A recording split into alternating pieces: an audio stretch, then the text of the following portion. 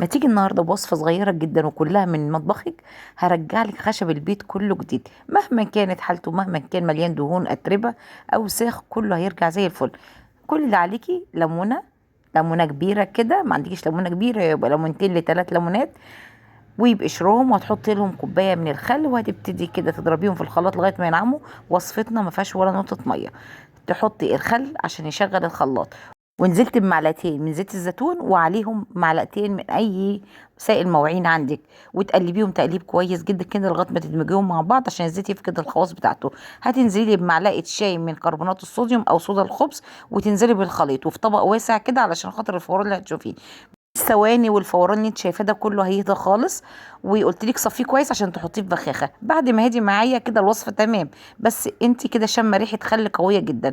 كل اللي عليكي اي زيت عطر عندك، زيت ليمون، زيت لافندر، زيت ورد، اي زيت متوفر عندك هترشيه وتعبيه في بخاخه، وتبتدي ورجعي خشب بيتك كله زي الفل، مرايه بيبرق زي ما انت شايفه.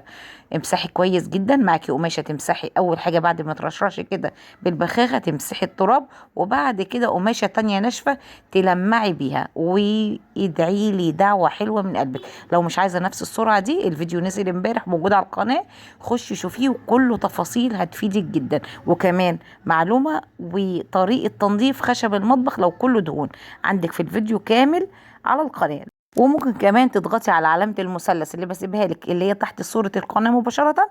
لو ضغطت عليها هتخشي جوه الفيديو. واوعي تنسيني بدعوة حلوة من قلبك، وشير للوصفة، وكمان اشتركي في القناة، وحطي لايك للفيديو وتعليق حلو منك.